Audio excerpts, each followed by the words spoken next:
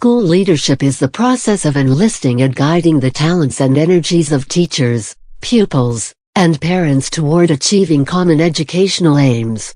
This term is often used synonymously with educational leadership in the United States and has supplanted educational management in the United Kingdom. Several universities in the United States offer graduate degrees in educational leadership. Certain obstacles of educational leadership can be overcome. A self-assessment technique can help examine equity and justice that affects student diversity, especially with selection of candidates. The term school leadership came into currency in the late 20th century for several reasons. Demands were made on schools for higher levels of pupil achievement, and schools were expected to improve and reform. These expectations were accompanied by calls for accountability at the school level. Maintenance of the status quo was no longer considered acceptable. Administration and management are terms that connote stability through the exercise of control and supervision. The concept of leadership was favored because it conveys dynamism and proactivity. The principal or school head is commonly thought to be the school leader. However, school leadership may include other persons, such as members of a formal leadership team and other persons who contribute toward the aims of the school. While school leadership or educational leadership have become popular as replacements for educational administration in recent years, leadership arguably presents only a partial picture of the work of school, division or district, and ministerial or state education agency personnel, not to mention the areas of research explored by university faculty and departments concerned with the operations of schools and educational institutions. For this reason, there may be grounds to question the merits of the term as a catch-all for the field. Rather, the etiology of its use may be found in more generally and contemporarily experienced neoliberal social and economic governance models, especially in the United States and the United Kingdom. On this view, the term is understood as having been borrowed from business. In the United States, the superintendency, or role of the chief school administrator, has undergone many changes since the creation of the position, which is often attributed to the Buffalo Common Council that approved a superintendent on June 9, 1837.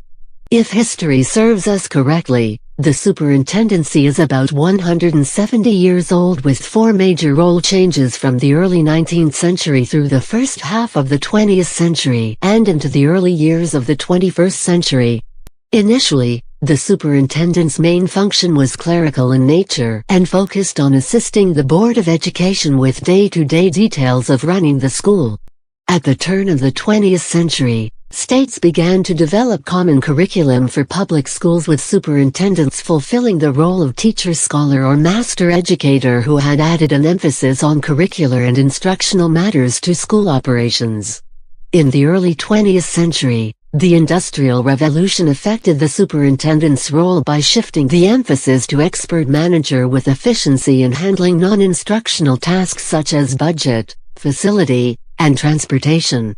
The release of A Nation at Risk in 1983 directly impacted public school accountability and, ultimately, the superintendency. The early 1980s initiated the change that has continued through today with the superintendent viewed as chief executive officer, including the roles of professional advisor to the board, leader of reforms, manager of resources and communicator to the public. The term educational leadership is also used to describe programs beyond schools. Leaders in community colleges, proprietary colleges, community-based programs, and universities are also educational leaders. Some United States university graduate master's and doctoral programs are organized with higher education and adult education programs as a part of an educational leadership department. In these cases, the entire department is charged with educating educational leaders with specific specialization areas such as university leadership, community college leadership, and community-based leadership, as well as school leadership. Masters of Education are offered at a number of universities around the United States in traditional and online formats including the University of Texas at El Paso, University of Massachusetts, St. Mary's University of Minnesota, Pepperdine University, Capella University, North Central University, and the University of Scranton. Some United States graduate programs with a tradition of graduate education in these areas of specialization have separate departments for them. The area of higher education may include areas such as student affairs leadership, academic affairs leadership, community college leadership, community college and university teaching, vocational, adult education and university administration, and educational wings of non-governmental organizations. In Europe, similar degrees exist at the University of Bath and Apsley Business School, London, where the focus is on the management systems of education, especially as British schools move away from state funding to semi-autonomous free schools and academies. In fact, in these schools, the focus is on traditional MBA disciplines, such as HR, change management and finance. The so-called academization of British education is highly contentious and political issue, with many teachers resisting moves to what they see as forced privatization. In mainland Europe, educational leadership is not taught formally, with senior educationalists having come through academic pathways, not administration. Educational leadership draws upon interdisciplinary literature, generally, but ideally distinguishes itself through its focus on pedagogy, epistemology and human development. In contemporary practice, it borrows from political science and business. Debate within the field relates to this tension.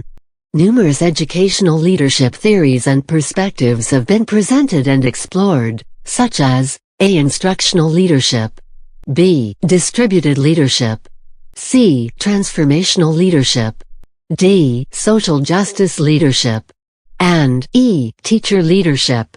Researchers have explored how different practices and actions impact student achievement, teacher job satisfaction, or other elements related to school improvement.